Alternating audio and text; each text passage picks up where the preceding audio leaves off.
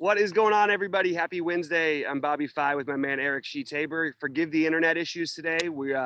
I just come out of a quarantine to visit some family that have been up here. My grandfather, a bunch of people. It's great to see them, but it's frustrating internet-wise. But having said that, we're going to try and record all this stuff for you, and we got a huge slate today, Sheets. What sort of first thoughts or anything? My first thoughts is that it's a COVID slate, right? You got 5 Spurs that you might all want to play, maybe more. So that's the overall view of the slate. Is going to be a 7 million point slate because all this value is going to get jammed in. That's my initial take, having looked at the slate for a grand total of 20 minutes. Yeah, that makes some sense to me. I think that you're going to see obviously a lot of Spurs chalk. So let's get into it, though. There's plenty of spaces to attack tonight. They got some teams on back-to-backs. Feels like there's been a lot of games this week. So let's jump right into it with Boston, Atlanta. What are you looking at on the Boston side, first of all? Because I do think that Tatum stands out even with all this stuff, and the usual suspects, right? I mean, we have no Kemba, so Tatum and Brown.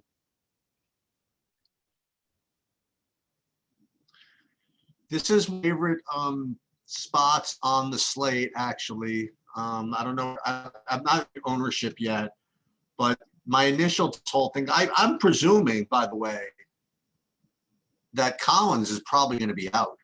Mm-hmm. He came out of the last game. So that usage is going to go around, and we're going to have to kind of figure out where that goes. But let's start with Capella. And then, as you were mentioning, both Brown and Tatum are both firmly in play. I prefer, actually, I have them both semi-equal. And then also is, once again, Tristan Thompson.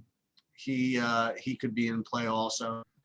So for me, those are that's where I'm starting. I'm starting with the Boston Atlanta as a part of a decent game to kind of target. I might actually play Trae Young also. We'll see about that. That's a little bit I don't know how fishy that is. That might not even be that bad. I'm not sure. But I like right off the bat, this is a decent game to go after. Yeah, I agree with you. It's always funny, by the way. We do the exact opposite thing that every other show does. I always bring up the first game, the visiting team first, and you always jump straight to the home team. So I always get like a little bit, okay, I'm getting my notes together. But I'm with you on everything you said. I think that you nailed the game pretty much. I think that one other thing to keep in mind, Gallinari has not been a guy who's generally played back-to-backs. You also have Reddish questionable. You had a big game from from Herter last night, and I wouldn't mind going straight back to Herter if those guys are out, if even one of those guys are out, much less both of them. And then we've got to wait to see, whether Rondo actually plays and all that. But as of right now, the priorities are Tatum. I do like Capella. I don't think that you need to play him or anything, but I do like him. And I think that I think those are probably my favorite plays. And Tatum, then Brown, then Capella, then Trae for me. And Herter just depends on those other guys' health. By the way, if Cam Reddish does play, I think he's in play. All right, you want to jump over to a game that Houston somehow they're actually favored in a game. How about that for a change? Want to get your thoughts on this one? Yeah. Yeah. So this is another game where I think that you can where I think you can find some stuff. And I was expecting, when I first saw, that Houston was playing, that would be the side that I would, I would really want to go to. But honestly, the Cleveland side of it seems to provide more value. I don't know how that's possible. That's where I'm at right now. I like Jared Allen again at 7,700.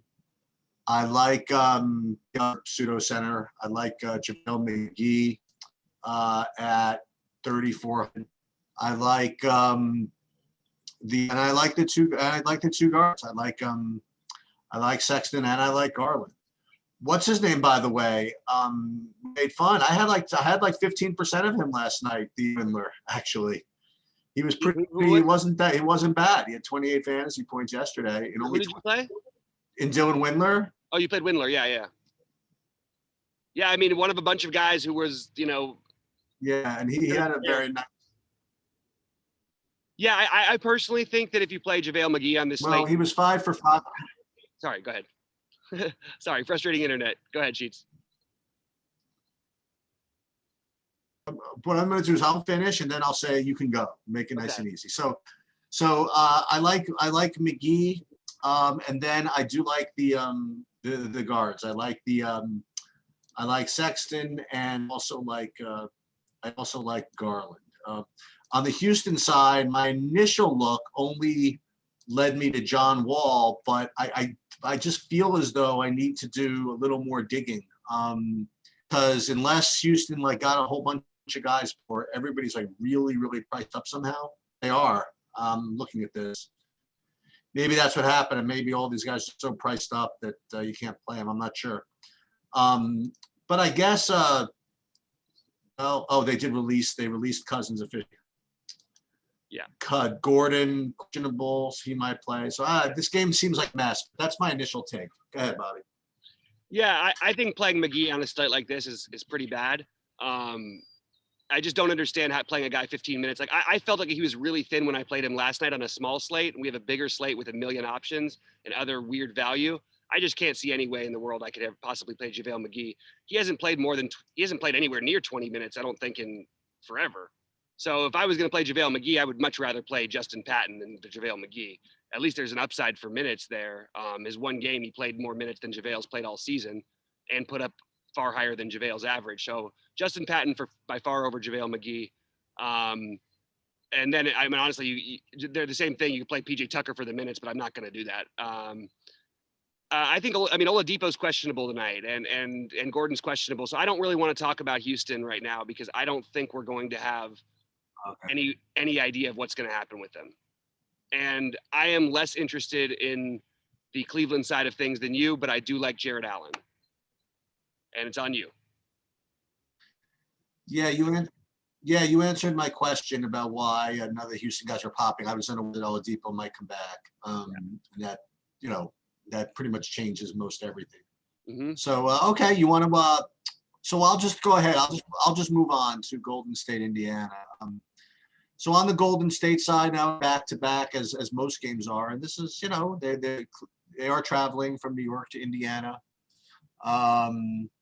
Nobody really stands out for me on the Golden State being a great play. I have to compare Curry to the other values, but I mean he certainly seems okay. And on the Indiana side, the guys I like are not the guys that are, well, they're not going to be that highly owned, I don't think. Like my two favorite plays, at least right now, looking at the board, is Miles Turner and TJ Connell.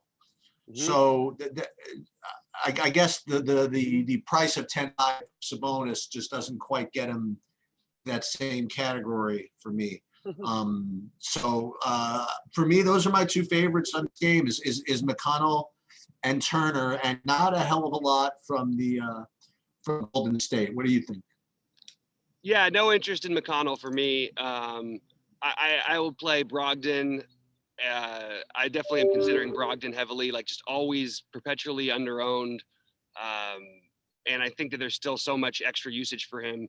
He's been a little back and forth with the fantasy production, but he's hit, we've seen that 50 plus fantasy ceiling a couple times lately. So he's the one I have the most interest in, along with Miles Turner, but I don't know that I like love anything from it. And I don't really love anything from the Golden State side at all. So I'm pretty much happy to sort of look past this game at the moment.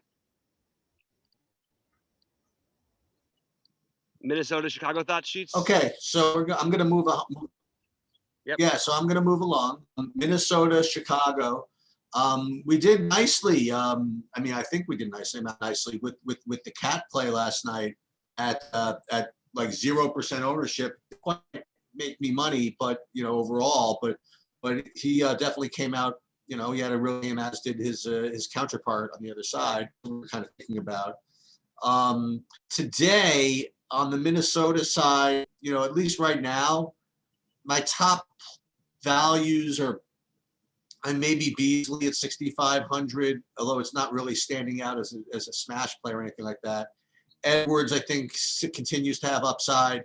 And, with the rookies, I think they're more resilient on back-to-backs than some of the other players. Cat, presuming he plays, I don't have any issues with him playing a back for some reason. He was very cautious with COVID, very cautious in general. So if he's going to play, I think he's going to play. Wouldn't worry too much about it. So I didn't get to him at first, but I can be talked into it. And then on the Chicago side of the ball, I think we could go right back to Wendell Carter Jr. at 5,800. If he's going to still be less than 10% owned, maybe. As usual, the center position is usually pretty good, but I still think you could play him. The other, and obviously you could all play, 5-10% of Zach LaVine, but the guy who's standing out for me right now also as value is, again, it's kind of, I don't want to say sneaky, but maybe Tomas Satoransky at 4,100. So those would be the guys I would go for first. Would be Wendell Carter Jr., Satoransky, and obviously the upside of LaVine. And then Minnesota, Beasley would be my favorite, or Edwards. And you could talk to me about Cat. Yeah, I am concerned a little bit about the back-to-back. I do think his health is their number one priority. And well, yeah, sure, it sounds like he'll just play the minutes. He's only played the minutes in one game, and it was oddly a blowout last night. So the fact that he hasn't played more than 30 whatever minutes in a regulation game, 32 minutes, and then all of a sudden he plays his season high, and then they have a back-to-back the next night. It worries me a little bit. But I also think if he plays, he should crush. We just saw Joel Embiid put up 93 against this team. There's no way to match up with him. If he's in, I have interest, and I would tend to agree that he'll probably play in the low 30s minutes. Maybe he only plays 32 or something instead of the 35 or 36 he was going to play. Oh yeah, he actually played 36 last night. But yeah, I mean, I'm interested in this game. I don't know how to get I don't know which pieces I'm decided on. I'm moderately interested in Beasley, although early projections I've got him at way higher than I would have expected. And he and Edwards are both interesting to me, but I think Cat would be the priority guy. And then you could run it back. I have no problem running anything right back with LaVine. Patrick Williams, I believe in this guy, and he's going to play 1 million minutes. I'm a little bit curious about why there's so much Satoransky love on a big slate. And I've heard other people talk about it. He did play a bunch of minutes in the last game, but that was like an absolute they blew the hell out of him. And he hasn't really produced in any minutes lately because he's always playing with LaVine or Kobe White and he doesn't have any usage. So that's my issue with Satoransky, but he is a value guy that he's, I guess you have him on the list. But LaVine and Patrick Williams is where I'm looking mostly. And then I like the idea of playing Carter, but like you said, there's a lot of guys you could use at center. So I do think the minutes projection for Carter seems off.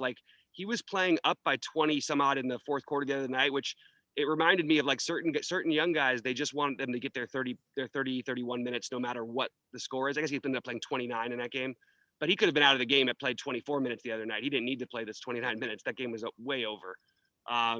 So all those guys, but I would rank them in levels of interest. I would rank them LaVine, Williams, Carter. And then there's never anything wrong with taking a shot on Kobe White, but that's just, you can't play everybody. And it's you. Okay, I'm gonna move on to Toronto, Miami, and assuming that Lowry is playing, I don't like anybody from the Toronto side, and I actually don't like anybody from the Miami as well. So I'm gonna leave this entire game, if you like anybody, to you. So why? By the way, I want to give it a little nod to. I don't know what he ended up shooting last night, but I guarantee you he must have VanVleet must have missed every shot, and still, what did he put up? 50.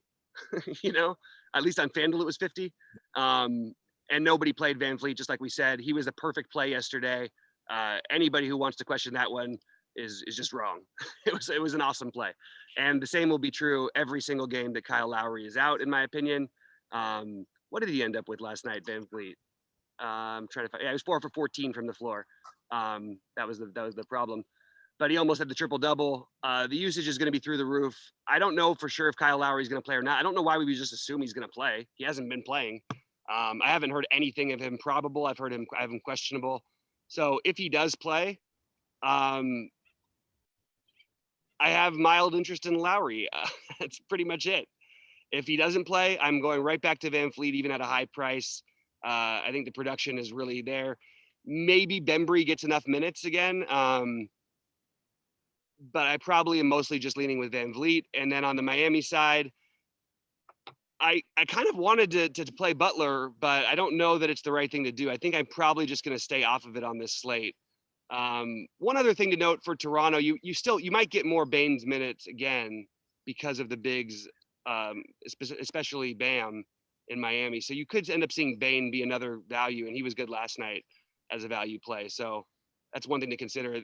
If Hero and Dragic continue to be out, I think Jimmy Butler's fine, but I don't think there's anybody you want to really prioritize in this game until we know any of that information. And that's it for me. All right, I'm going to go ahead to Detroit, New Orleans. I'm going to have a little bit of trouble with the New Orleans side for technical reasons, but I'll start with the Detroit side. To me, it's once again Saban Lee. I mean, he did not disappoint yesterday. He came off the bench and played 30 minutes and was, I mean, just as efficient as a person could be. He was 3 for 3 from 3, 4 assists, 3 rebounds, 2 steals, 3 turnovers, totally fine, 35 fantasy points. And I see no reason why he's not going to be really good chalk again today. I mean, he's going to be he's going to be 40% owned again. He's going to project for 30 fantasy points probably. And, and I think it's totally reasonable.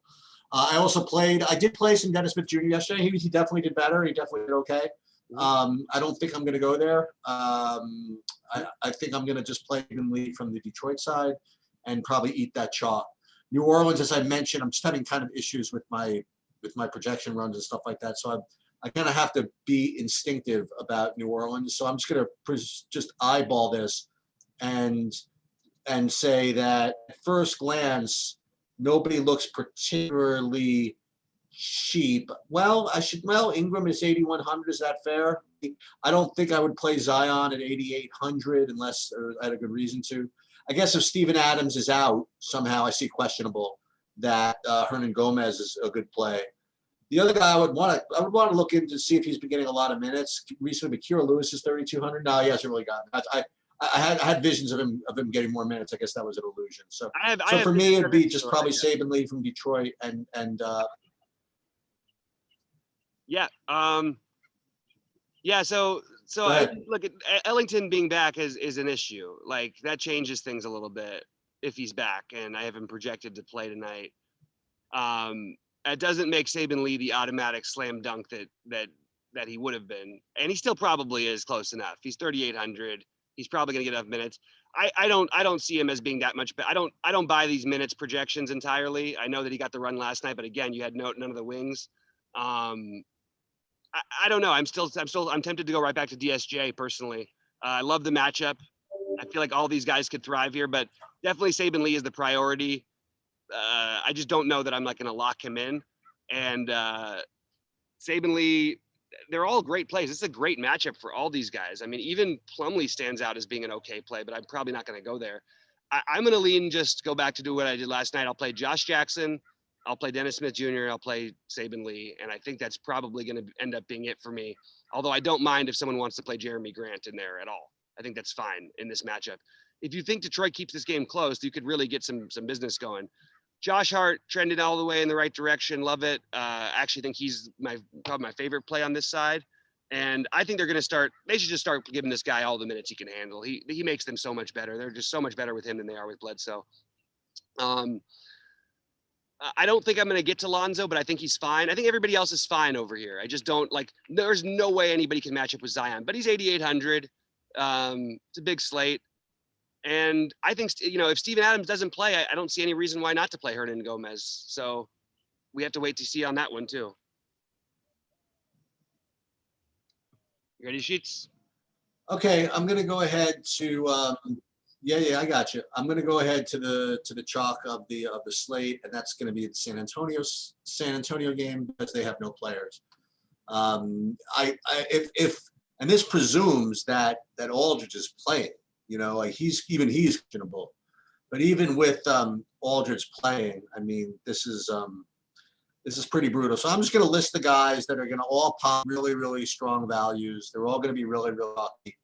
And we're gonna have to figure out which of them we're gonna want to fade relative to the rest of the field, and this. So I'm just gonna list them. One was Lonnie Walker, and this is sort of Trey Lyles, Patty Mills, Kata Bates Diop. So I'm just in Katie, and I'm putting the whatchamacallit, the bad guys in first before putting the good guys in. And then obviously, the obvious thing you could also do is play DeJounte Murray, who's gonna, get as much usage as he wants. Let's put it that way. So I think all of those guys, and then obviously if Aldridge plays, he's in play as well. So those are 6 guys right off the bat, and I didn't even talk about other guys that people might talk about, like maybe Drew Eubanks, Podol. You might even hear stuff of Lucas Samanik, whatever. I don't know. I feel as though all these guys, there's just as a math guy, there's just way too many minutes that are going to be apportioned to all these guys. And that combined with the fact that DeJounte Murray is not the type to just really just want to take over a game and shoot the ball 100 times or whatever. I think everybody's going to get theirs. I think everybody's going to get shots. I think that all guys are going to make value, and it's the question of who you want to use and who you. So that's my take, and I'll do both sides of the game before I let you get after this. So that's San Antonio, and then on the OKC side, if you want, I mean, it's probably a good idea to run it back with somebody. So for me, it's going to be the normal guys. This is presuming that again the Horford's back, so it'll be Shea, it'll be probably Maladon and Baisley. So that's where I'm at in this game. It's one of those weird games, man, where Pop, look, you don't think that Pop can do anything but play these guys, but who knows? But I think that in this particular case, that guys like Mills and Lyles and Mills, I think, are pretty safe, and Murray is obviously the safest, but Diop is 3K. I mean, somebody's going to make 12, 13X. I just don't know exactly what it's going to be. I don't know about 12 or 13, but I actually don't agree with you about this spot, and I don't agree with the rest of the DFS community. I think people are miscounting numbers. They have more bodies than OKC does. They have more guys projected to play double-digit minutes than most of these other teams do. I don't see this with LaMarcus Aldridge in as being this obvious smash spot. I agree with you about 1 or 2 guys maybe, but I think there's a lot of guys who are going to play 4 of these guys like in cash based on the early morning stuff. And I just think that's just totally wrong. If we get anybody else out, LaMarcus out, anything else, absolutely load it up. But right now they have, like, who wants to play any of this size anyway? Like, we really want to play Drew Eubanks, Trey Lyles, Jakob Poeltl at 6,400 against a team with no size. Like, I don't really understand. None of these guys can really exploit that either. You got DeJounte Murray, like you said. I love DeJounte Murray in general. I don't know that he's like an automatic smash against a good defense at this price, and he doesn't really try to take over games. Patty Mills will shoot, but that's all he'll do. He can get 25 fantasy points, but he'll do it mostly by just hitting threes. Lonnie Walker, sort of similar. So it wouldn't be shocking if somehow Trey Jones, Keita Bates-Diop, and Samanek, who would be completely unplayable in my opinion, ended up getting the run over those guys. I honestly don't know what. I think this is one we have to figure out later in the day, because I don't buy these projections. I don't buy any of them. They seem all exaggerated. They aren't as low on bodies as people are making them out to be. 10 full dress bodies is not that low of a number these days in the NBA. In fact, on the other side of this game, you've got 9. So, like, I'm just not as into it. The priorities, though, I'm going to play some of these guys because there's, the usage is enough for me to play the cheap ones. But the priorities would be Walker probably, then Patty Mills. but there's variance there. And then DeJounte Murray would be the next one for me. But I don't know that I want to play all three of those guys together or anything like that. I don't think this is that automatic spot. If you're going to play all three of them, I do think you want to run back, and it would be Maladon for me.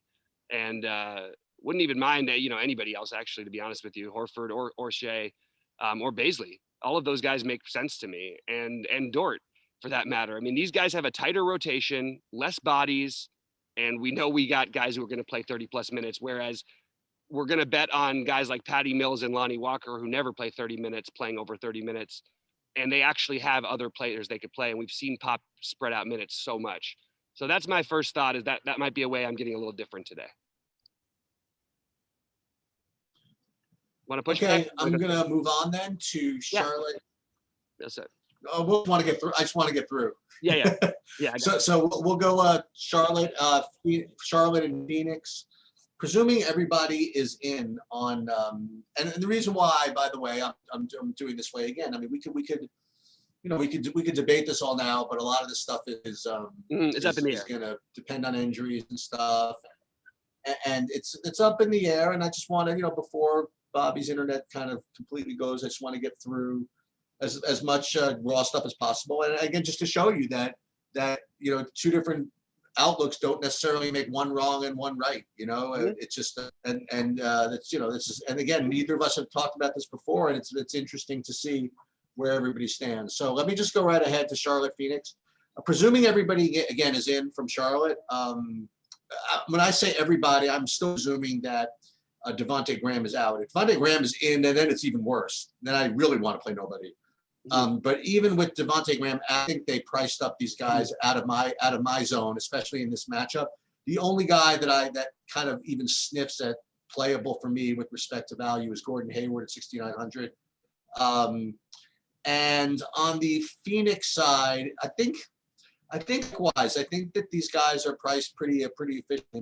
My favorite two guys are probably Paul and Ayton, but neither of them are that big of a deal for me. So for me, this game could be kind of a stay away-ish type game. But I do think, by the way, that I think that both these teams are kind of sneaky underrated. I do like Charlotte as a team more than some people do. And Phoenix, obviously, they've done something. I mean, I didn't think that the CP with Booker would work, but I don't know. Looks good to me. So that's where I'm at with this game.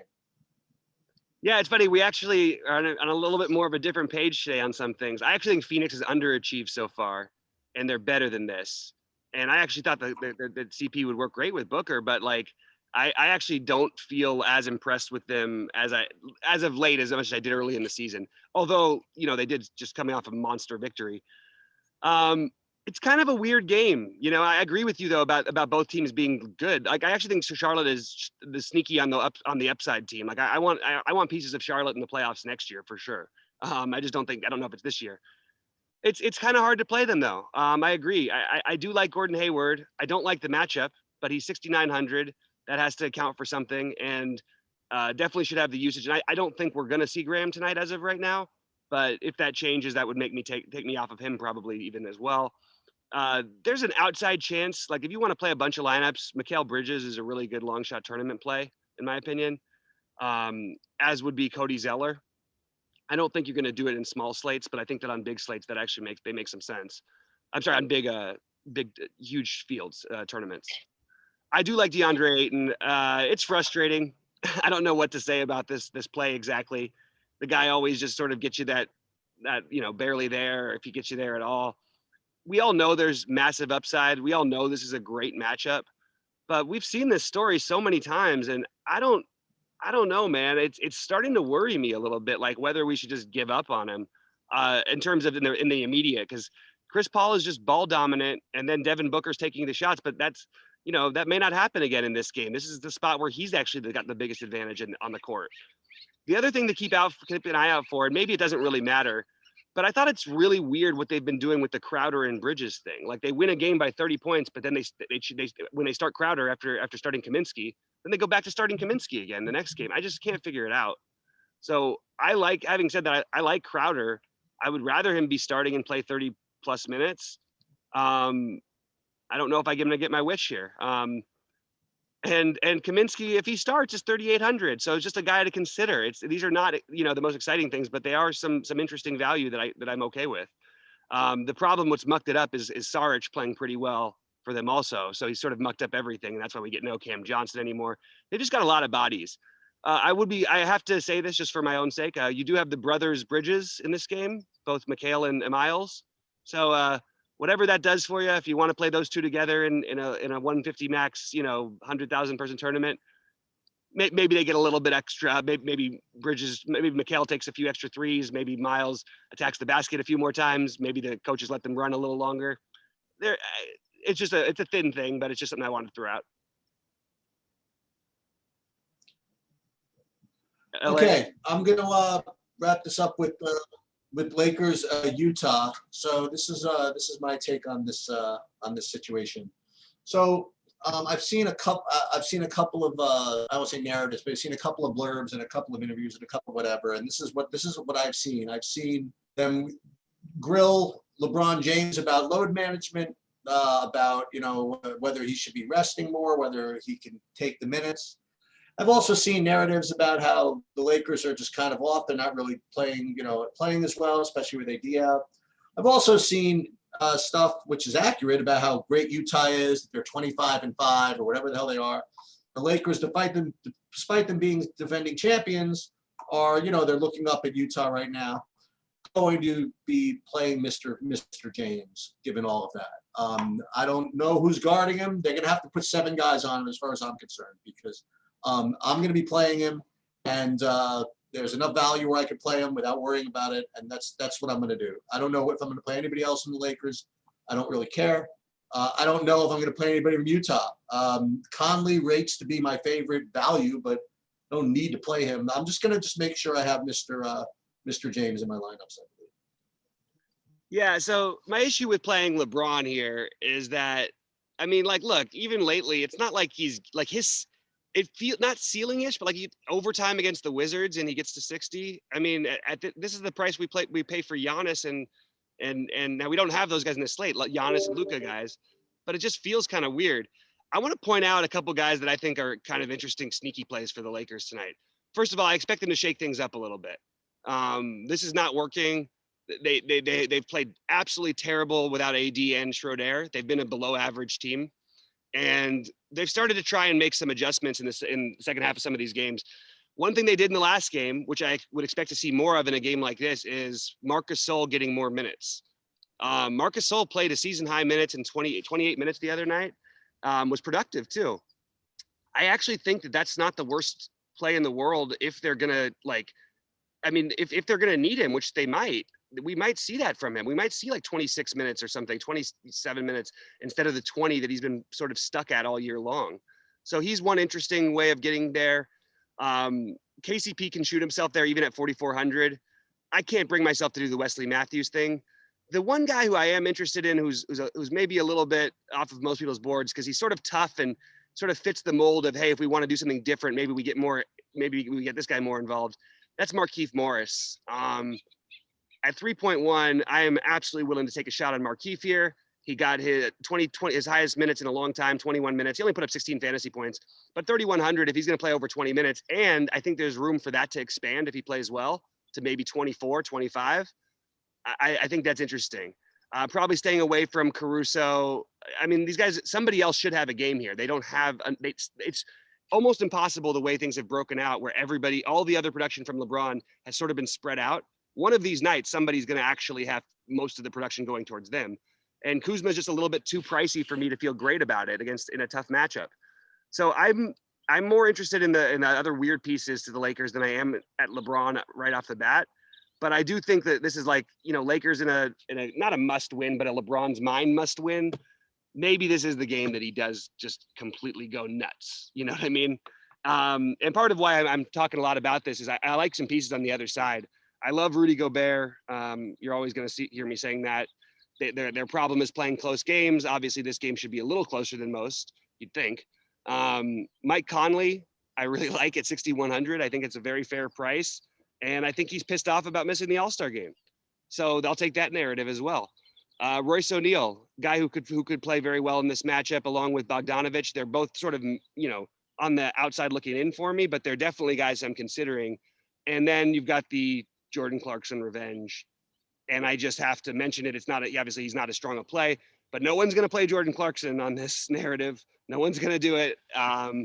It's not in LA. There's no fans. It's not the same guys. He doesn't have to fight against D'Angelo Russell like he used to. But it's just any excuse to get Jordan Clarkson some extra shots. Man, that guy's going to take it. Because the truth is, I don't know, man. I don't know, man. Oh, sorry, I'm going to interrupt you for a second. I really believe that Utah has more important things to do for this. I really think Utah has more important things to do this game than worry about getting up Jordan Clarkson more shots. I think this is a very important statement game from them. I think that they really they are going to do whatever it takes to win this game, and I don't think that this is going to be the time for guys because they played against former teams to jack up extra shots. That's you're preaching to my exact point. So every game, let me just read off every tough game they've played. The Clippers, 23 shots for Clarkson. The Sixers, 20 shots for Clarkson. Milwaukee, 18 shots for Clarkson. And these are all the winning teams that they've played. Indiana, 19 shots for Clarkson. Every good team they've played, he's been shooting the ball more and more and more. So I think it sort of goes the other way. They play a very interesting style in Utah where everybody else is on the same page, and specifically by design. I was listening to their beat writer talk about this the other day. They play Clarkson basically as a one-man, hey, you can go do whatever the hell you want. You've got your shooters lined up around you. But everybody else on Utah, the ball's moving. The only time the ball ever sticks is with Clarkson. He's actually got, in some ways, he doesn't have the highest upside, but he's probably got the highest upside for shots. Well, he's just behind Mitchell, let's put it that way, for the highest upside in field goal attempts per game. And I think that if they get into tricky spots, like I just mentioned, all those supposedly tougher games, that's when he's kind of gone nuts. So to me, I actually think that it lends itself to him because they're playing against a team with good defensive fundamentals. That's what all those other teams have in common. And when that happens, they sometimes just let him cook with shooters around him and go bare in the middle. And I think that's going to be what you're going to see some of tonight. Now, he won't get the minutes as much. So it makes it a little bit more long shotty because Conley's back and Conley's got the all-star snub. I do like Conley better. I'm just throwing it out there that Clarkson has a wild card. If you're playing a bunch of lineups, I think you got to get a little bit of Clarkson. That's just me. But I think your Sheets is interesting. Almost all the good games. Yeah, sounds good. The front end seems pretty front-loaded slate, huh, Sheets? That's the way when I looked at it at first. Yeah.